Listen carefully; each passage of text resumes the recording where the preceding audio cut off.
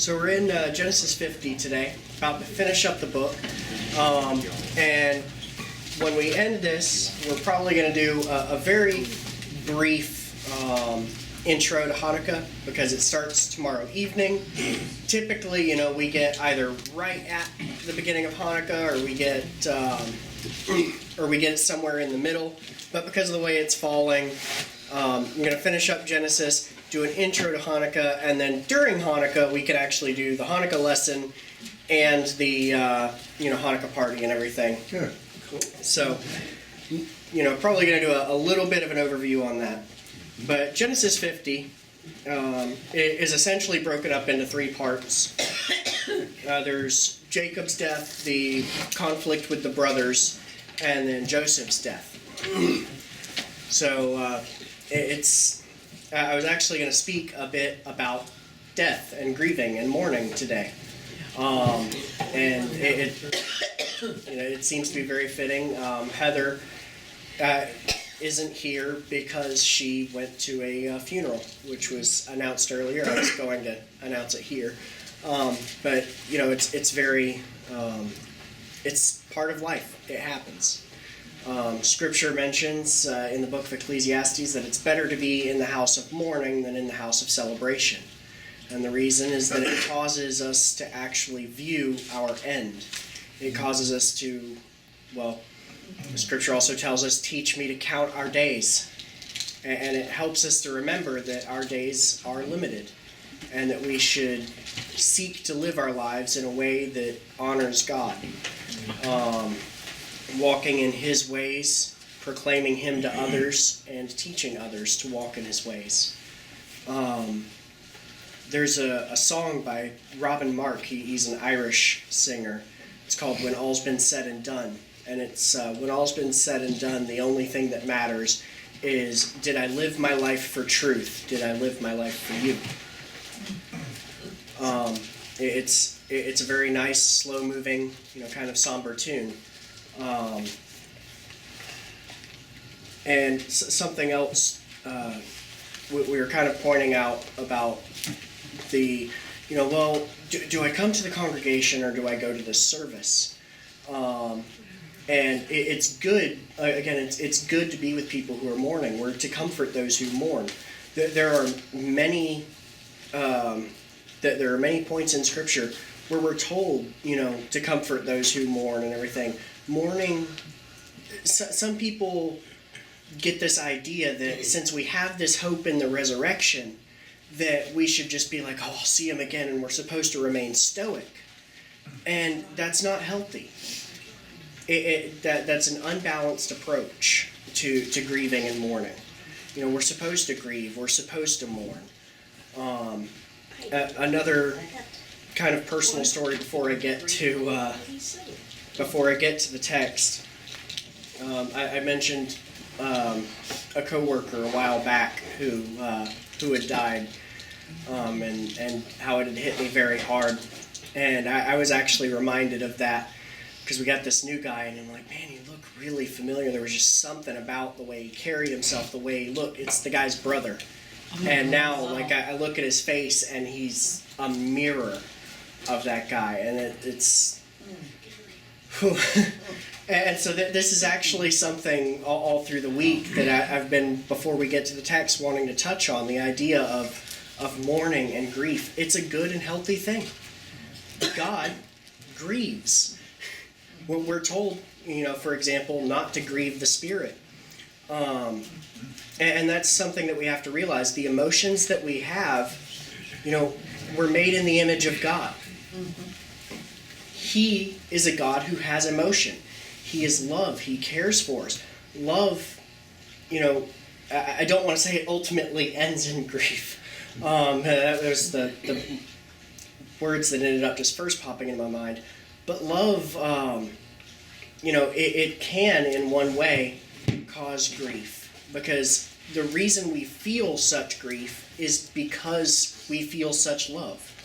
We feel such love toward people that when they pass, we feel this grief.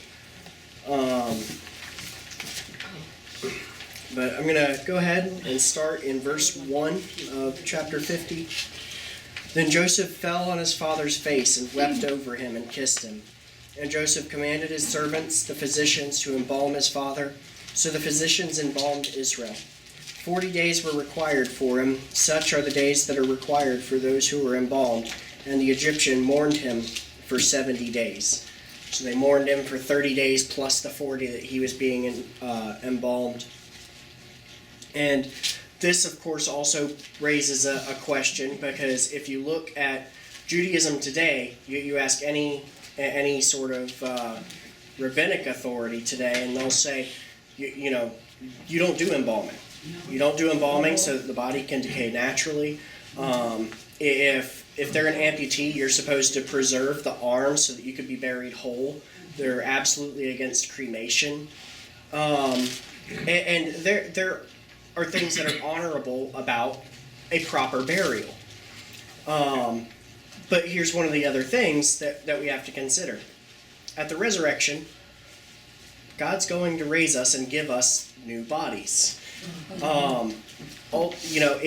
It's good to treat the body with respect. Don't go around desecrating corpses and going, oh, this body doesn't matter. Treat the dead with respect because it honors who they were. But also, don't get so wrapped up that in a way we end up idolizing the body that's left behind. I think there's a kind of fine line to walk there. We are to show respect, but at the same time, the body is just that. It's their body. God will raise them with a new body, a spiritual body. And when I say a spiritual body, by the way, I don't necessarily mean like a lot of people, when you hear spiritual, people think absolutely mystic, ghosty type thing, like a spirit in today's culture. When you look at a spiritual body in the biblical context, it doesn't necessarily mean non-physical. Yeshua, after the resurrection, had a spiritual body. They touched him. He ate. He walked through walls. But he was physical still. And I find it interesting that the Bible doesn't necessarily make distinctions between physical and ghostly type spiritual. That's a Gnostic belief. It says that there are realms visible and invisible, not physical and non-physical. So I think that's an interesting distinction that's made. But I mentioned before that grief is a very natural thing. You should experience it. Some people, they grieve very rough for a few days and then they're fine. Some people, they grieve for a very long time. And it's got to work out naturally. If you try to force grief, you're just going to hurt yourself and possibly some of those around you. And here, like I said, they spent 70 days mourning for Jacob. Verse 4, Now when the days of his mourning were past, Joseph spoke to the household of Pharaoh, saying, If I have found favor in your eyes, please speak in the hearing of Pharaoh, saying, My father made me swear, saying, Behold, I am dying. In my grave which I dug for myself in the land of Canaan, there you shall bury me. Now therefore, please let me go and bury my father, and I will come back. So we have a couple things going on here. Joseph doesn't speak directly to Pharaoh. He speaks to Pharaoh's household and says, please pass this message along to Pharaoh. It may be because there's some sort of uncleanliness involved with death. I don't know offhand. Because at this point we're talking Egyptian culture. We're not talking, according to Torah. I will say also, according to Torah, the uncleanliness of touching a blood that is a ritual uncleanliness, it's not a sin. I think that distinction also needs to be made. Touching a dead body isn't sin. It makes you unclean, but it's not necessarily, hey, you sinned. You wash and you're clean at evening. Or after 7 days, I can't remember which off the... Right. But, okay. So he actually speaks to the household of Pharaoh, not Pharaoh himself. But I mentioned before that it kind of plays like when Jacob said, hey, do this, bury me in Machpelah, and Joseph said, yeah, I will, and he says, swear to me. And I mentioned that kind of plays in to this, where he's not just, hey, I'm going to go bury my dad. He's, at this point, upholding an oath that he made to his father. And also the way that it's phrased, think of how this would be received by an Egyptian pharaoh. Hey, my father prepared a place for him to be buried. What do the pharaohs do? Look at the pyramids. Okay?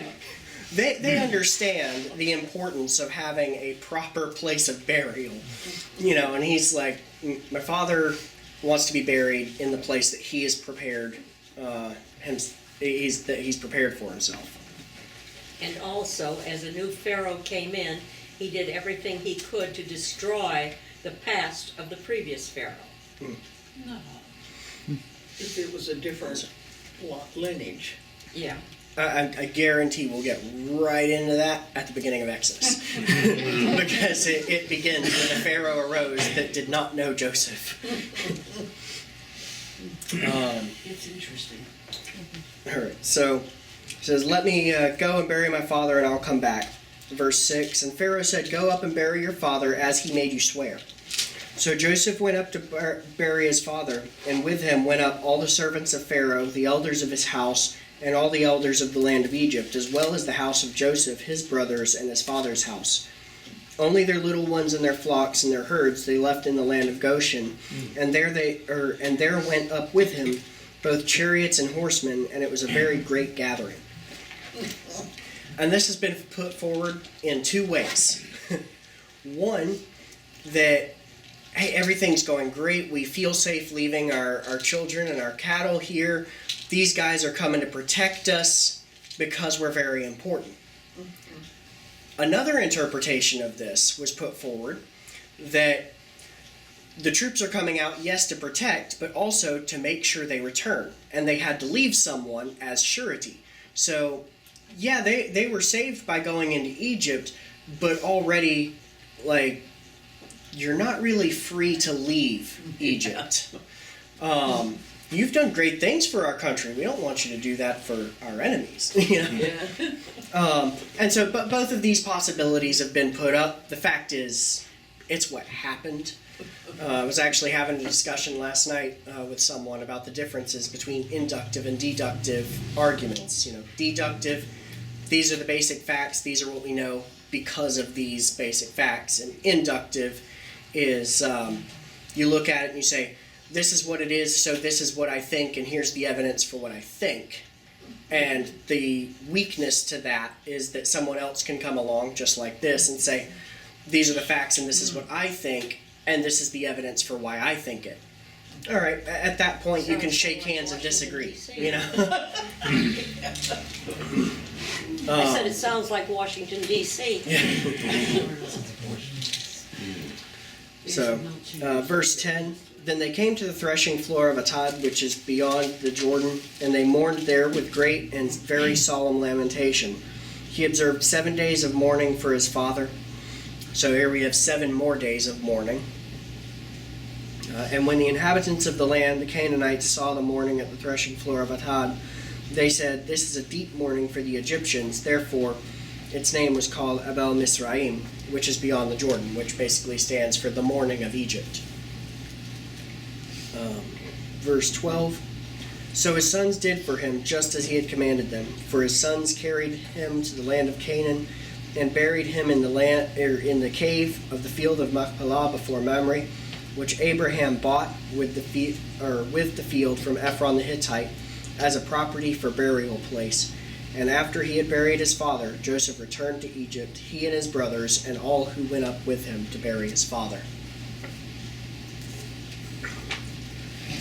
And so now we move into verse 15, the second part, a little conflict with the brothers. When Joseph's brothers saw that their father was dead, they said, perhaps Joseph will hate us and may actually repay us for all the evil which we did to him. All right, so here's kind of the setup. Before, maybe it was the fact that Jacob really loved Joseph, that Joseph didn't retaliate because he wouldn't want to upset his father. But now that dad's gone, there's nothing stopping him. What if he really is holding a grudge? Let's go find this out. But here's the thing, they don't actually immediately do a direct confrontation. Verse 16. So they sent messengers to Joseph, saying, "Before your father died, he commanded, saying, 'Thus shall you say to Joseph, I beg you, please forgive the trespass of your brothers and their sin, for they did evil to you. Now please forgive the trespass of the servants of the God of your father.' And Joseph wept when they spoke to him." So, eventually it does end up coming to them speaking to him, but initially they just send a messenger. And the two narratives are kind of combined here, but I wanted to point out, it didn't start as a direct confrontation. It could have been just, hey, send a messenger with this, and then Joseph's like, guys, what's the deal? It actually went up to them, that it was actually Joseph that started the direct confrontation. Now, we have no record of Jacob actually saying, hey, you're supposed to forgive them. Yeah. Something tells me it may not have been true. Because, one of the things is, we never actually find out if Jacob actually knew that they had sold Joseph in the first place. Yeah. They knew that, he's dead, and then, he's not really dead. And we're not really sure if he ever found out if they had sold him. I doubt it. Yeah. And, that was one of the ideas that we had talked about for a little bit. He's so old at this point, and Joseph is so worried about upsetting his father, because he already said, as soon as I see my son, I can die happy. So, there's a really good chance that, let's just bury the hatchet, let's not mention it anymore. What's happened has happened, I've been restored. He doesn't need to know the gruesome details of it, because this is just going to cause more strife in the family. But it is interesting that when they bring the petition to him, they don't say, now forgive us. They're like, now forgive us, your brothers. They say, forgive the servants of the God of your father. So again, they're still trying to appeal to, the memory of Jacob. Like, hey, you should do this for his sake. Missed that.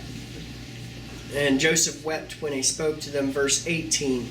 Then his brothers went and fell down before his face, and they said, "Behold, we are your servants." And Joseph said to them, "Do not be afraid, for am I in the place of God? But as for you, you meant evil for me, but God meant it for good, in order to bring about, as it is this day, to save many people alive. Now therefore do not be afraid, I will provide for you and your little ones." And he comforted them and spoke kindly to them. So here, the phrase, don't be afraid, for am I in the place of God? To whom does vengeance belong? God. He understands that. It's not his place to take vengeance. And we read, if someone does you wrong, be kind to them and you'll heap coals upon their head, right?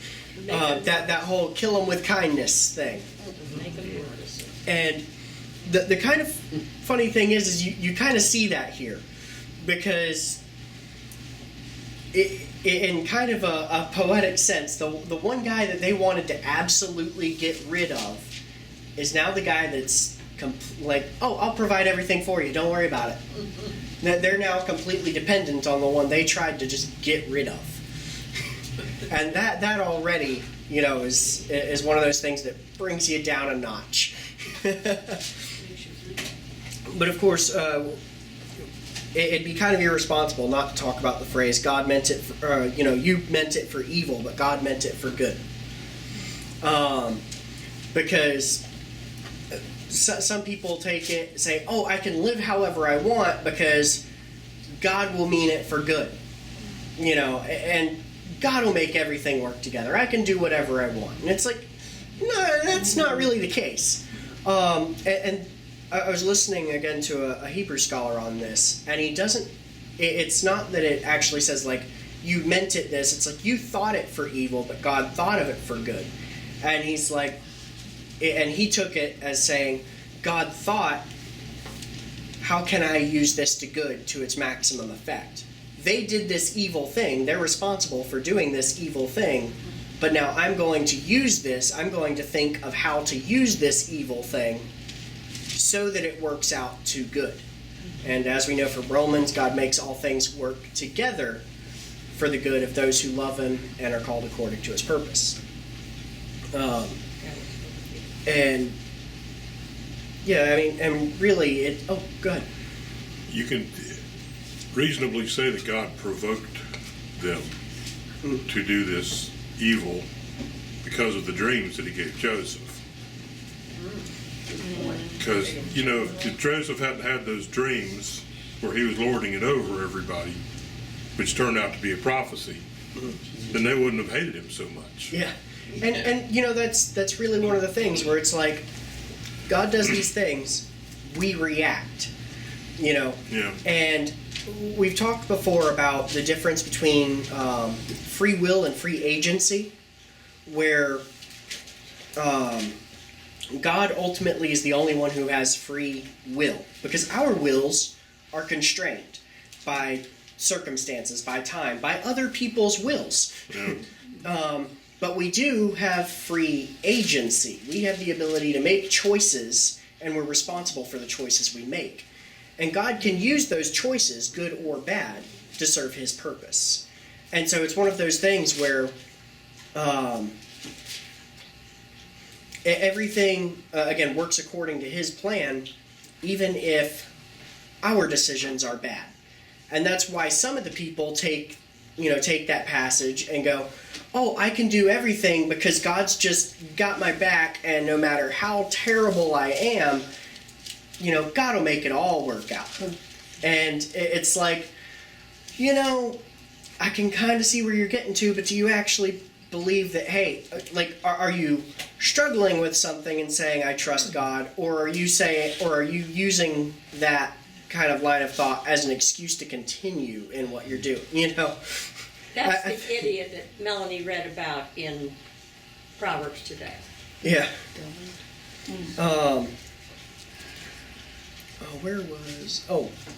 Okay.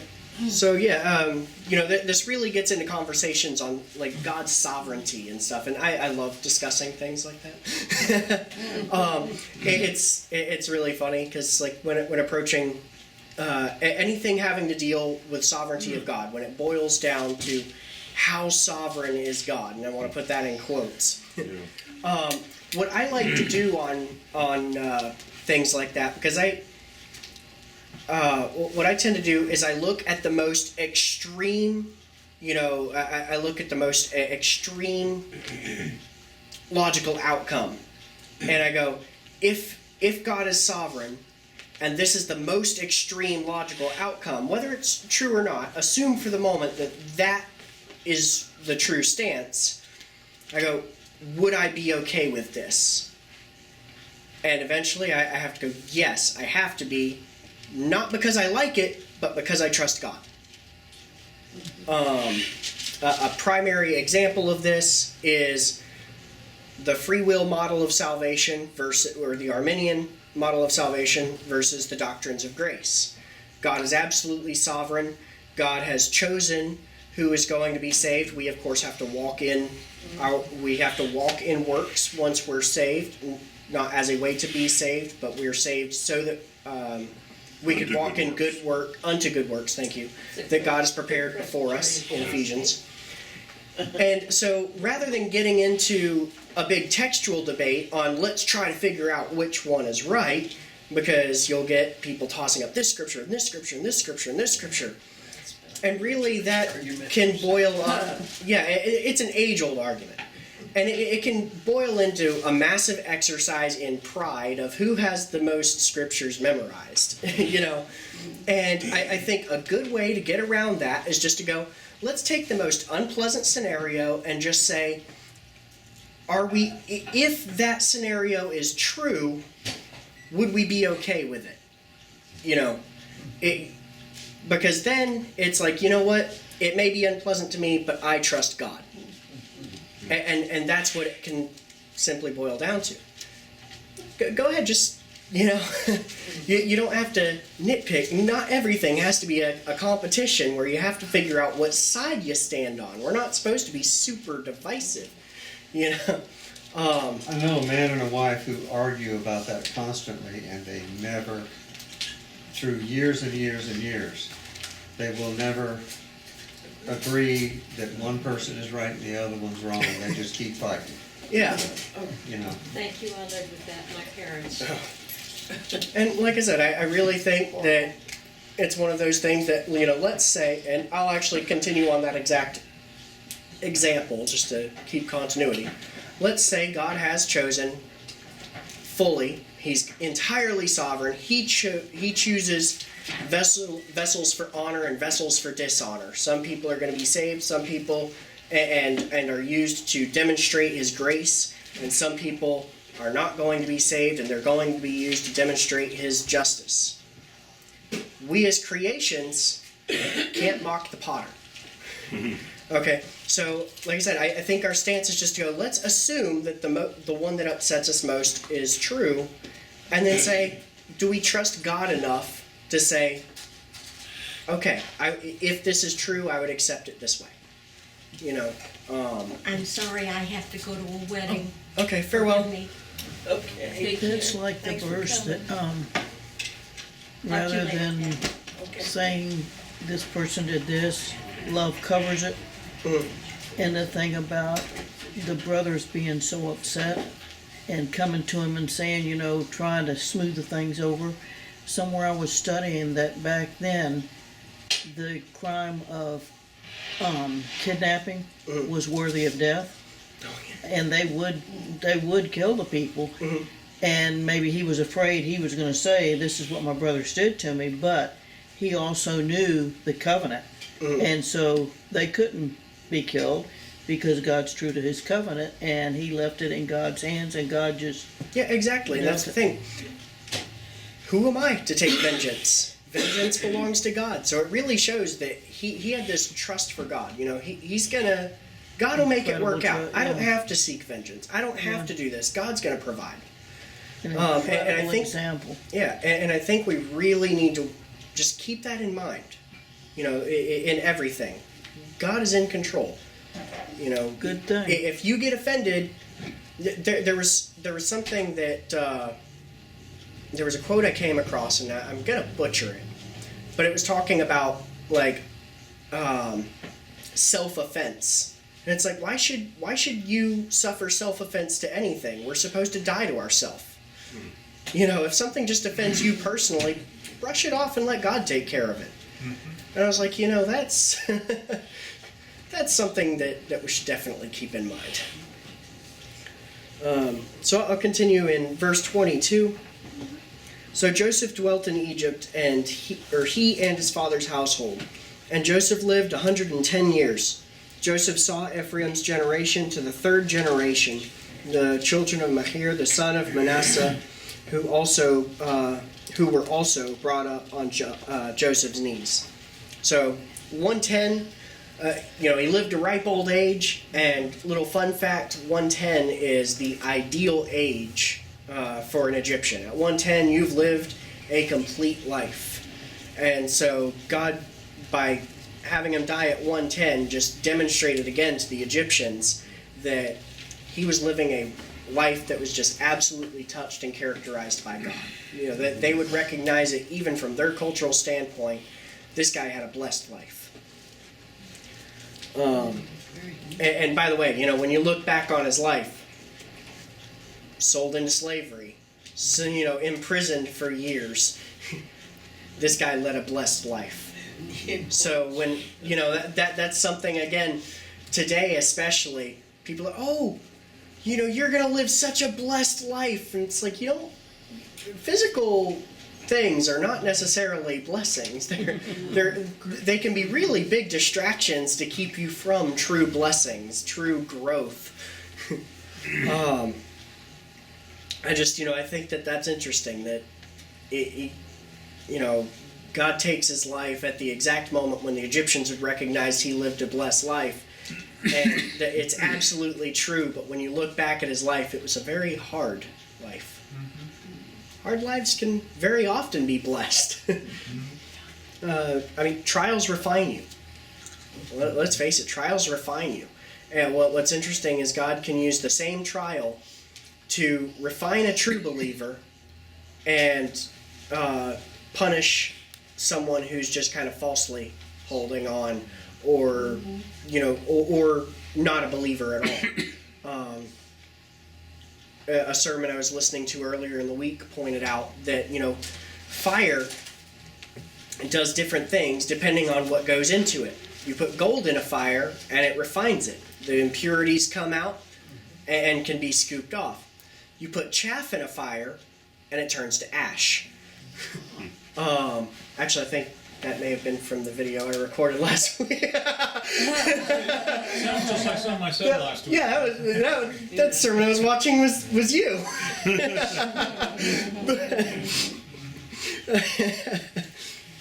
Alright, so verse 24.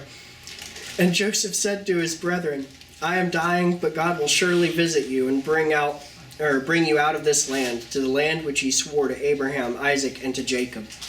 And this right here is one of the first times you get the full, Abraham, Isaac, and Jacob, the full thing. And then Joseph took an oath from the children of Israel, saying, God will surely visit you, and you shall carry up my bones from here. And Joseph died, being 110 years old. Oh, I guess I got to that part early. And they embalmed him, and he was put in a coffin in Egypt. And there are some people who say that because the last lines of Genesis were, he was put in a coffin in Egypt, kind of signified Egypt eventually closing over the children of Israel and using them as slaves, that it was foreshadowing for what was going to happen. And Do they know where he's buried? they took him back in Exodus. We read that they actually took his bones out. Yeah. And so, just to do a little bit touching on Hanukkah, I don't have notes for this, just because I kind of wanted to just prep you guys for the week. Hanukkah, of course, commemorates a couple of things. One, the defeat of the Maccabean defeat of Antiochus IV. I don't like calling him Antiochus Epiphanes because he wanted to be called that. Yeah. What's the best way to ruin someone? Yeah. Not use their name. But Epiphanes was like God appearing. So he was basically claiming to be a man god. That doesn't sit well with people who worship the true God. Yeah. So he comes in, defiles the temple, starts heavy persecution on the Jewish people. I think that it is a very good thing to celebrate, because it gets overlooked by a lot of Christians today. But if Antiochus would have actually had his way and wiped out the Jewish people, no tribe of Judah, no Messiah. Hanukkah's actually pretty important. But most people, when they think of Hanukkah, they think of the miracle of the oil, and so that's what they think of. So I like to remind people that it's actually celebrating this super underdog battle that God was definitely in, and most importantly, the whole reason that they had to do the whole 8 nights of oil, it was the rededication of the temple. That Hanukkah celebrates the rededication of the temple. And then, of course, there was the miracle of the oil. They had enough oil for 1 week, or for 1 day. Took a week to make the oil. It burned the entire 8 days. Okay, that's the miracle of the oil. Again, we'll get into a bit more detail next week. But these are the overviews. But I do want to leave you with a thought. The physical temple, the stone temple, I'll say, is gone. like, hey, it's great to remember that this is the time that the temple was rededicated. We are the temple.